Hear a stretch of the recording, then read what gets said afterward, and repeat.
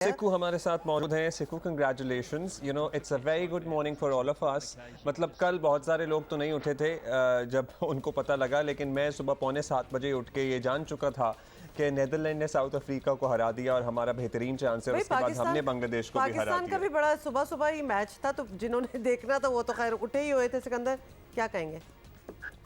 बहुत बहुत मुबारक सबको, बहुत ही जबरदस्त सरप्राइज। और मैं जहां पर भी जा रहा हूं, आप यकीन करें, हर जगह नीदरलैंड जिंदाबाद के नारे लग रहे हैं। कल मैं अपने एक दुकान में गया, जो लोग मुझे पहचानते थे ऑब्वियसली उन्होंने मुझसे बात शुरू की। उन्होंने कहा भाई कमाल कर दिया, नीदरलैंड जिंदाबाद। वो मतलब इस तरह की खुशी, मतलब एवरीबडी वाज सो एक्साइटेड। देखें हमारे माशरे के अंदर हम लोग बहुत इस वक्त फंसे हुए हैं, मतलब मुश्किल हालात चल रहे हैं। उसमें इस किस्म की खुशियां मिलना, खासतौर पर क्रिकेट के अंदर, तो एवरीबडी इज वेरी एक्साइटेड और हम भी हैं। और मुझे ऐसा तो लग रहा है कि जैसे कि वो 92 का सारे रिकॉल होना शुरू हो चुका है कि कैसे हम जीते थे, और हो सकता है, यू नेवर नो। मेरा तो अच्छा सिकंदर, ये 92 से जो हम लोग कंपैरिजंस करते हैं ना, उससे हमें थोड़ा सा डर लग जाता है, क्योंकि उसके बाद आपको पता है पॉलिटिकल डेवलपमेंट्स में भी 92 का वर्ल्ड कप ने बड़ा असर रसूख रखा है, तो we don't know if we want to go there. तो भाई बाबर आजम को तो आप अभी कह तो रहे थे ना, बाबर आजम है। बाबर आजम कह रही थी, वो बाबर आजम तक ही रखे, वजीर आजम तक ना पहुंचाए अभी आप उन्हें।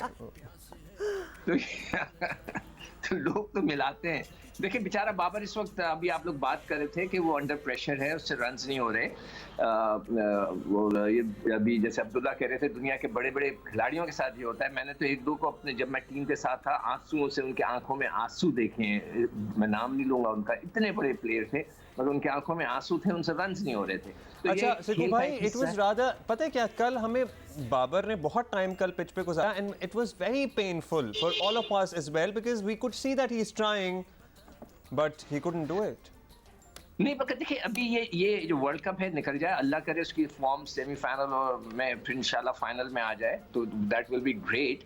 मगर ये कि अब जब वो ये पूरा वर्ल्ड कप खत्म हो जाएगा ना, तो उसको ये सारी चीजें भूल के फिर से स्टार्ट करना चाहिए। एक दो मैच जाके वो डोमेस्टिक क्रिकेट के खेले वहाँ पर छोटी टीमों के साथ। मुझे अच्छी तरह याद है कि वहाँ पे इंग्लैंड में हम थे, तो किसी की फॉर्म नहीं लगी हुई थी, शायद जहीर अब्बास था या किसकी। तो बड़े प्लेयरों ने उसको कहा यार तुम जाके काउंटी की सेकंड 11 से खेलो, ताकि तुम्हारे बल्ले पे गेंद आने लगे। ये सिर्फ और सिर्फ कॉन्फिडेंस की बात होती है, बल्ले पे गेंद आने लगे, टाइमिंग अच्छी हो जाए, खेल खत्म, दोबारा वो आप अपने कॉन्फिडेंस बाद उस लेवल में आ जाते हैं। अभी देखें कोहली ने 1000 दिन के बाद 100 किए थे, तो ये वक्त सब पे आता है। तो जब वो आएगा तो आप देखिएगा वही जो है उसका स्टाइल होगा, वो इसी तरह वो रन्स करेगा। He is a perfect batsman. Pakistan का नहीं, दुनिया उसको मानती है, मतलब दुनिया उसको मानती है कि बाबर इज अ बाबर। तो उसको बिल्कुल नहीं घबराना चाहिए, और हम कल के मैच के कुछ फैसलों पे बात कर लेते हैं। अच्छा, आपको लगता है कि नवाज को, बाज लोग कहते हैं कि जब तय कर लिया तो बस तय कर लिया, नवाज को ही भेजना चाहिए था जहां नवाज को भेजा, बट अदरवाइज अगर हारिस परफॉर्म कर रहे हैं तो उन्हें भेज दें भाई। ये देखो अब्दुल्ला, इस वक्त हमें जो है ना टीम को नहीं छेड़ना चाहिए।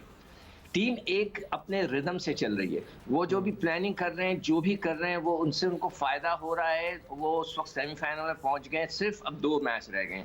तो देखें, जब इस तरह की टीम चल रही होती है ना, उसको छेड़ना नहीं चाहिए। मैं हर एक को, उनसे भी तो टीम से भी बाबर और रिजवान को ही ओपन करता हुआ भी आगे देखें सिकू, क्योंकि वो तो हमें काफी इसी तरह चलता रहना चाहिए। देखिए चुकानी पड़ सकती है उसको। हाँ देखिए अब्दुल्ला, वो हमें सुन नहीं रहे, मगर उनको लोग बता देते हैं कि हम क्या कह रहे हैं। तो मैं उनको एडवाइस करूंगा कि जो आपकी प्लानिंग है, जिस तरह आपको कंफर्टेबल फील कर रहे हो, जिस तरह उसको फॉलो करो, हमें ना फॉलो करो। अगर हम जो भी बोल रहे हैं कि जी आप हारिस को ओपन करा दें, बाबर को वन डाउन करा दें, हम बहुत सी चीजें कह रहे हैं, उसको बिल्कुल फॉलो ना करें कि शान मसूद को ये नंबर हो जाना चाहिए। हम ये भी बातें कर रहे हैं कि चांस होना चाहिए और परफॉर्मेंस अप टू द, वैसे इतना बुरा मशवरा नहीं है जो आपने भी अभी दोहराया है। I mean, like, ये भी है, लेकिन यही वाला हारिस को वन डाउन ओपन करा दें, वन डाउन आ जाए, ये मैंने कहा ये मशवरा और भी बहुत सारे लोग दे रहे हैं। हाँ देखिए, उसकी लॉजिक है, उसकी लॉजिक ये है कि जो हारिस जिस हिसाब से खेलते हैं ना, तो सर्कल में उनको ज्यादा फायदा होगा। 2 लड़के बाहर होंगे, वो जिस तरह के फ्री शॉट्स खेलते हैं, तो ये कर लेना चाहिए ना फिर सिकू। फिर तो चेंज होना चाहिए।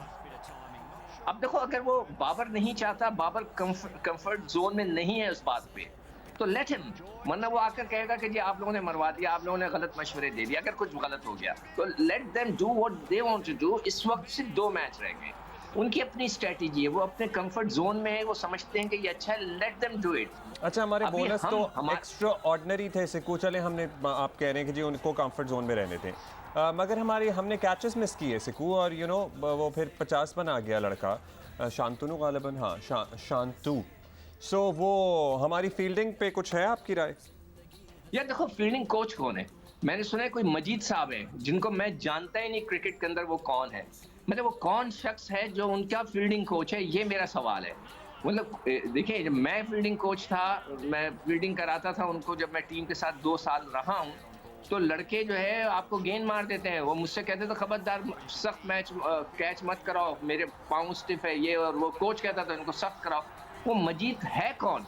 मैं तो मतलब है कि एक आदमी का पता तो चले कि कोई बहुत बड़ा फर्स्ट क्लास क्रिकेटर है, चले फर्स्ट क्लास क्रिकेटर नहीं है, हमारे मगर वो कैचेस इंटरनेशनल हमारी anyway, डायरेक्ट कुछ थ्रोएं तो भी हो। नहीं लगती। बात ये है कि अभी हम कितना इसका जो जीत गए उस पर खुशी मना लें और पोस्टमार्टम भी इतना ना करें, आगे वही की मैं बात आपसे जरूर कहना, करते हैं। इनको टच ना करें, रहने दें। जो भी खेल रहे हैं, जिस फ्रेम ऑफ माइंड में वो हैं, वो जिस तरह खेलना चाहते हैं, वो कॉन्फिडेंट, जो मैं कंफर्ट जोन की बात कर रहा हूँ, तो उनको चलने दें। अभी वी शुड नॉट डिस्कस के हु इज द कोच, कौन है कौन नहीं है। राइट राइट, एंड बस ऑल्सो हम दे आर, बिल्कुल दे आर, यू खुद ही नो, डिस्कस करके कह रहे हैं you should not discuss who is the वो कोच। कह दिया ना, उनके कहने का मतलब है अब आगे चलो, तो ये भी होना है। सिकंदर, आगे की बात हम इसलिए कर रहे हैं कि न्यूजीलैंड से अब सेमीफाइनल है, क्या स्ट्रेटजी चेंज होनी चाहिए? ऑब्वियसली यू आर सेइंग कि इसी तरह ही चलो आगे, लेकिन what slight changes, alterations do you foresee कि ये हो तो बेहतरी आ या सकती हमें न्यूजीलैंड की कौन सी कमजोरियों या उनकी कौन भी सी चाहिए। स्ट्रेंथ्स का फायदा उठाना चाहिए? देखो, न्यूजीलैंड को अभी हम हरा के आए, ट्राई सीरीज जीत के आए, हमें ये कॉन्फिडेंस होना चाहिए कि हम उनको हरा Right, सकते हैं। उनकी सीम बॉलिंग अच्छी है, वहां पर क्या होगा ये नहीं पता। हमारे पास परफेक्ट बॉलिंग अटैक है, हमारे पास 3 स्पिनर्स हैं, 4 फास्ट बॉलर्स हैं, हमारे पास ऑलराउंडर्स हैं। हम इस वक्त बहुत ही अच्छे हैं, सिवाय बैटिंग के थोड़ा से ऊपर नीचे हो रही है, बाकी एवरीथिंग इज परफेक्ट। हमें चाहिए बैटिंग करके लंबा स्कोर करके, अगर हम टॉस जीत जाते हैं तो उन पर प्रेशर डालें। उसके अलावा टीम में कोई तब्दीली ना करें, सब कुछ सही, अल्लाह ना करे किसी को इंजरी हो, अदरवाइज एवरीथिंग इज परफेक्ट जिस तरह खेल रहे हैं। तो हमें न्यूजीलैंड के ऊपर रन्स करके उनके ऊपर प्रेशर डालना चाहिए। उनके और जो शुरू के सिडनी की openers हैं- पिच भी सिगू फिर बैटर्स को हेल्प करती है यूजुअली, हाँ, बेटर वो देन एडिलेड एंड उतनी पर्थ। तिखी नहीं है जिसके ऊपर गेंद ऊपर आता है। आप देखें कल रिजवान ने जो रन्स कर लिए थोड़े बहुत, वो इस वजह से कि गेंद ऊपर नहीं आ रहा था, नीचे था। उसने ऑन साइड पे स्वीपें मार के लपेट के 30-35 रन कर दिए, तो वो उसके लिए बेहतर होगा। मगर अब सब उसको पहचान गए, तो हमें कोशिश करने, अगर हो जाए तो हमारी बॉलिंग से हम उनके ऊपर अटैक करें। और बैट्समैनों से ये रिक्वेस्ट होगी कि बस 160 प्लस कर दें। कल भी हम यही दुआ मांग रहे थे कि जी बस इससे ज्यादा ना करें वो बांग्लादेश। तो पहचान गए इसी बात ना, कोई खिलाड़ी डिसाइफर हो जाता है। तो रिजवान ने बड़े ज़बरदस्त रिकॉर्ड्स अपने नाम किए, लेकिन अब उनको बॉलर्स डिसाइफर कर चुके हैं कि वो कहाँ अच्छा खेलते हैं और कहाँ वो ज़रा डगमगा जाते हैं। इसी तरह देखिए, यही होता है कि दुनिया में जब भी नया प्लेयर आता है वो अच्छे रन्स करने लगता है। जैसे अभी हारिस कर रहे हैं, वो उनकी वीक पॉइंट पकड़ लेंगे। मुझे पता है कि मैंने उनको देखते ही कह दिया था सब लड़कों नहीं, को, अभी नहीं, वो weak point आप TV पे ना बताएं। नहीं, बिल्कुल भी ना करें। और आउट दूसरी करना बात ये है कि अभी भी उम्मीद तो हमारी यही है ना कि अभी आगे 2-3 जो मैचेस रहते हैं। Talking of which, Sikandar, thank you so much by the way Thank you, for Siku. Being with Have a us great and for day. Your analysis. हम बाबर की बात कर ही रहे थे, तो लिहाजा परफॉर्मेंस पे ऑब्वियसली हमने काफ़ी बात कर ली, that he is not being able to make the runs that he used to once. लेकिन बाकी उनकी एबिलिटीज़ जो है वो अभी भी बरकरार हैं। जैसे जब वो ड्रेसिंग रूम में जाके when he speaks to the rest of the team, हमने कितनी बार देखा है, there is some inspiration तो होती है, लेकिन लेकिन आप एक बड़ा 92 की तरफ जा रही हैं दोबारा फिर। लीडरशिप क्वालिटीज की आप बात कर रहे लीडरशिप क्वालिटी क्या मतलब है? अब 92 से हम इतने खौफजदा हो जाएं कि हम किसी और की लीडरशिप क्वालिटी पे बात ही ना करें। But we do want to show you this, क्योंकि बड़े इंस्पायरिंग होती है उनकी बात, and actually Indeed. Everybody is listening to the captain. What कितना आई मजा आता है लाइक सुन इज के व्हाट आई ऐसे। लाइक इज कि बाकी जो the rest of the team, there is a lot of respect there. मतलब उनको भी पता ही है ये हमारा कप्तान है, लेकिन ये उस तरह आजकल परफॉर्म नहीं कर रहा जिस तरह करता था। But nobody has forgotten what he can do And what he has done. What he has done, तो वो respect level when he speaks, वरना हमारे यहाँ तो एक कल्चर ही बन गया है कि 2 दिन किसी ने अच्छी परफॉर्मेंस ना दी हो तो उसको मतलब खली Trash बली कर कर दिया देते हैं जाता है, ना। ट्रैश कर देते हैं कि तू है कौन हमसे बात करने वाला। But there is a lot of respect there, and Babar has और वो जो कप्तान का होल्ड होता है ना, वो हमें बाबर की कैप्टनसी में नजर आता है, और वो बिल्कुल। कप्तान का होल्ड होना भी चाहिए। So सो true. कप्तान मींस कप्तान, और बाबर, गुड फिर लक आप टू यू उधर एंड योर जा रहे हैं बाय द टीममेट्स। वे। अब फिर से you are doing it on purpose. नहीं, नहीं, I am मुझे not पता doing it चल on गया। purpose. अच्छा, anyway we have a lot of other guest as well, और हम क्या जरा- आके भाई हैं हमारे पास अभी? बिल्कुल जी बिल्कुल हैं, है बिल्कुल हमारे हमें ज्वाइन साथ, कर और चुके हैं, उन्हीं से जाग बात गए करनी है। बहुत शुक्रिया आकिब भाई। आकिब भाई, दुनिया देखती रह गई और माशाल्लाह कुदरत का निज़ाम भी ऐसा चला कि अपसेट ऐसे हुए जो सोचे भी नहीं थे, मज़ा आ और गया, मज़ा पाकिस्तान आ गया। सेमीफाइनल में खड़ा नज़र आ रहा है। अब हमें किसको क्रेडिट देंगे नेदरलैंड के अलावा? किसको क्रेडिट देंगे? देखिए, ये तो मौजज़ा ही हो गया जब कई लोग जब उठे तो काया पलटी हुई थी। सोए तो उसी अफसोसगी के साथ ही थे कि चलो सुबह एक मैच होगा और नीदरलैंड जो है वो हार चुका होगा साउथ अफ्रीका जैसी स्ट्रॉन्ग टीम से। बट क्या कमाल नीदरलैंड ने हक निभाया, जैसे होती है ना हमारी जैसे पाक चीन दोस्ती है, तो क्रिकेट की अब हमारी पाक हॉलैंड दोस्ती होनी चाहिए। कमाल उन्होंने मैच जीता और पाकिस्तान के लिए एक मौका फ्राहम किया, और पाकिस्तान ने फिर ज़बरदस्त कम बैक किया, क्योंकि एक स्टेज के ऊपर वो दे वर लाइक 90 for 3 और अभी 7 ओवर बाकी थे, 7-8 ओवर बाकी थे।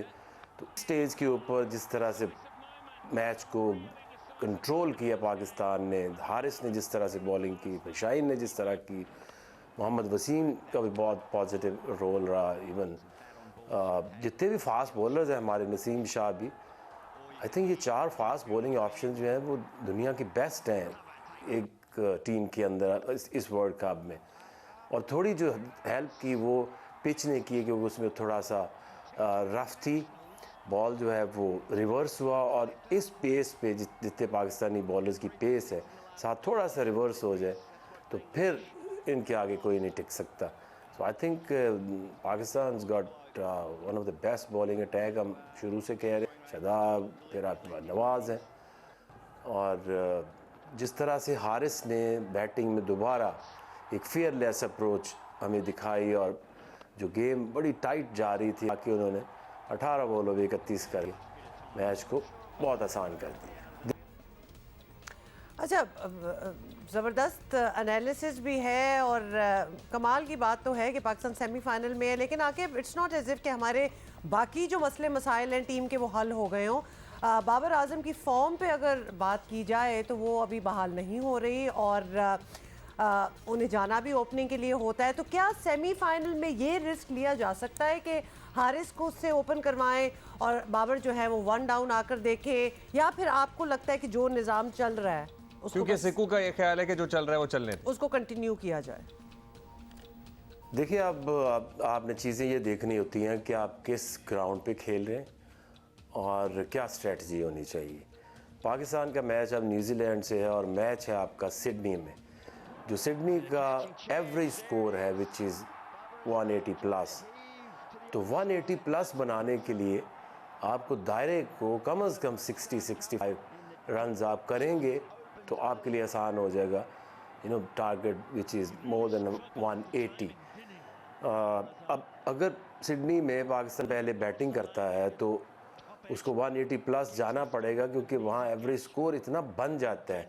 एक तो फ्लैट पिच है, थोड़ी सी स्पिनर्स के लिए मुश्किल होती है, और बैटिंग फर्स्ट आपके पास ज़्यादा चांस है कि आप एक बड़ा टोटल बनाएं, और फिर आपकी जो बॉलिंग है पाकिस्तान की वो फिर उसको डिफेंड करे।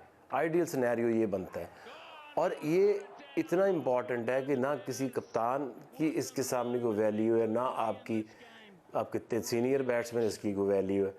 एक बच्चा आया है हारिस, आपने उसे चांस दिया, उसने आप डिलीवर किया, क्योंकि वो तो एक ही सूरत में फिर दायरे का फ़ायदा हो ना कि एक ओपनर जल्दी आउट हो जाए। तो बगैर आउट हुए उसकी बारी आ सकती है, उसको ओपन भेजे और बाबर जो है वो नंबर 3 पर आ जाए, क्योंकि हम ये चाहते हैं कि मैक्सिमम जो हारिस का जो टैलेंट है वो उठा के शॉट मारते हैं, और 30 यार्ड के बाहर सिर्फ 2 फील्डर हैं, तो उसका भरपूर फ़ायदा उठाएं, पाकिस्तान के लिए तेज़ी से रन्स बनाएं, और फिर आपकी मिडल में भी ठीक हो रहा है, शान ठीक खेल रहा है, फिर इफ्तिखार है, नवाज़ है, शादाब है, तो ये एक बंदे की चेंज से आने से आपकी टीम की थोड़ी सी जो बैटिंग है उसको हौसला मिला है, तो उसको मज़ीद मौका दें पूरा। अच्छा आकिब भाई, एक हम सवाल आपसे करना चाहते हैं और वो चीज़ ये है जो हम डिस्कस करेंगे कि टूर्नामेंट पे एम्पायरिंग का मयार, मतलब कुछ सवालात उठ रहे हैं उस पर, कल के Controversial ही हो रहा है कंट्रोवर्शियल हो गया है। सो क्या खिलाड़ियों के प्रेशर में एम्पायर्स जल्दी आ रहे हैं या टेक्नोलॉजी दस्तयाब होने के बाद ज़्यादा इजी हो गए हैं? क्या क्या इशू आपको लग रहा है मतलब इसमें? खिलाड़ी इट्स अ वर्ल्ड कप, एक खिलाड़ियों ना कहो, एक खिलाड़ी। It is a world cup. देखिए कंफ्यूज हो गए मैं तो कहूँगा, क्योंकि देखिए टेक्नोलॉजी क्यों आती है, क्योंकि ये एक इतनी मुश्किल चीज़ है क्रिकेट की एम्पायरिंग करना। बहुत चीज़ें फास्ट हो रही होती हैं और आपने बॉलर है उसका नो बॉल भी देखना है, और एक with in split of A second आपने आगे फिर देख के उसको लेग बिफोर या कॉट बैन या व्हाटएवर वो देखना है, उसके बाद शॉट लगेगी, फिर आपने रन आउट को देखना है। बहुत सारी चीज़ें हैं जो आप एक अंपायर देख रहा होता है। इसीलिए टेक्नोलॉजी आई कि अंपायर्स को थोड़ा सा उनको सपोर्ट मिले अपने डिसीजंस करने में। और अब तो ऐसा है कि आपको ज़रा भी डाउट है तो आप थर्ड अंपायर इसीलिए रखा हुआ है कि उससे आप मदद लें। पाकिस्तान के मैच में इंडिया की वो जो वहाँ भी जाना चाहिए था, वो जो फुल टॉस नो बॉल हुई थी, थर्ड अंपायर के पास जाके उसको कंफर्म करते। आज भी जो इंसिडेंट हुआ उसमें भी आप थर्ड अंपायर के पास जा सकते थे। बट आई थिंक ये प्रेशर में शायद हो जाता है या फिर I don't know, it's very confusing.